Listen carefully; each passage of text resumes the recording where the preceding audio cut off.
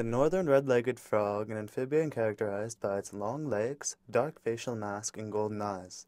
Its habitat is situated by still water ponds, marshes, or occasionally stream pools throughout the Pacific Northwest. However, it is not found above an elevation of 3,600 feet. So my name is Tyler Crow, and I have recently been hired by the Conservancy to get their Species at Risk project off the floor, so I'm coordinating the first year of the project. They basically have three branches of conservation. They do restoration, so they restore forest sites, Garry Oak ecosystems, and rivers and watershed areas. They also do education, and they buy land and work with private landowners to create covenants to protect land for the future. When I was doing my master's project on toxicity to amphibians in the Sumas Prairie, which is south and east of Vancouver, near Abbotsford, I was involved with the red-legged frog because those were the native frogs whose eggs I would find in the ditches in my study site. And unfortunately, when I moved the eggs from where I found them to deeper into the Sumas Prairie, which is an agricultural area, what's called a polder, it's been drained and it's got these ditches. Unfortunately, all the eggs would die because there was so much manure in the ditches that it just couldn't support life. What effects would the extinction of the red-legged frog have on general biodiversity of the island? That's a hard question to answer. Even an expert on the red-legged frog wouldn't be able to give you specific, concrete examples of what would happen, but in general, the ecosystem that the frog lives in, and maybe even the general ecosystem of Galiano Island, would be altered, and complexity would be lost. So you would look at what species eat the red-legged frog. So that would be blue herons, hawks, raccoons. I think there's a mink that eats the red-legged frog. And then you would look at what does a red-legged frog eat. So beetles and other insects and other invertebrates. So the loss would be, a general upsetting in the cycle of the wetland.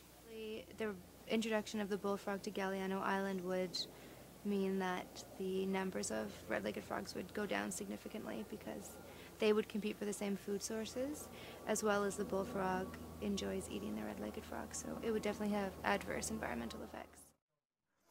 Usually preferring areas with thick vegetation on the shoreline due to the various fish, snakes, birds, and mammals that prey upon the frogs.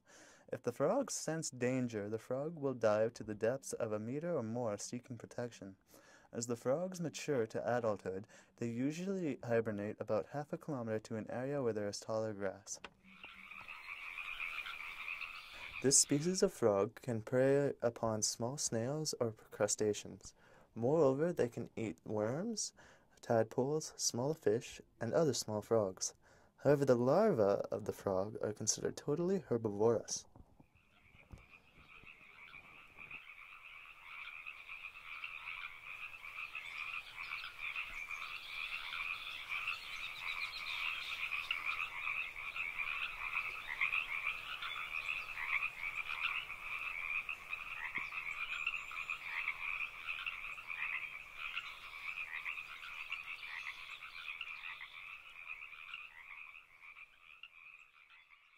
Decline of the red-legged frog would be #1 habitat loss due to forestry or development. Could also be from pollution, so also pollution from forestry. Perhaps we don't have any pesticide use on the island right now for farming, but if there were pesticides for farming, that could definitely be detrimental because it would leak into the watersheds and into the ponds where they breed. Both combination of bullfrogs has been known to decrease the populations. Mainly habitat loss and development. I think the species, the red-legged frog, will fare well in the future of Galiano Island because I believe this island is very environmentally conscious. As long as people are aware of the bullfrog and its negative impacts on the red-legged frog and wetlands in general. I think we can keep the bullfrog off the island. I think the Conservancy does a little bit of work on awareness of this issue.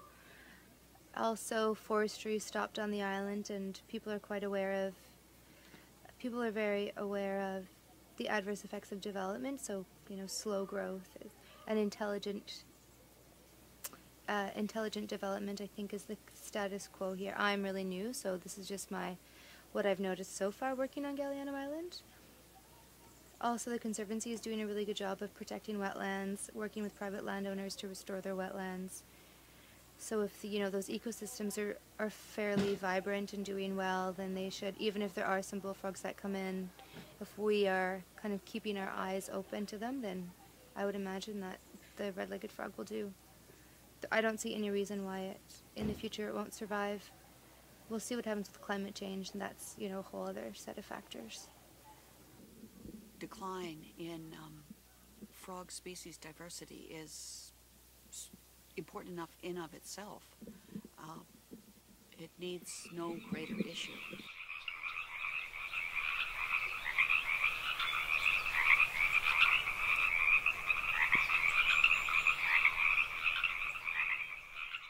I see skies over blue and clouds over white. The flowers stare on the dark at night, and I think to myself, what a wonderful world.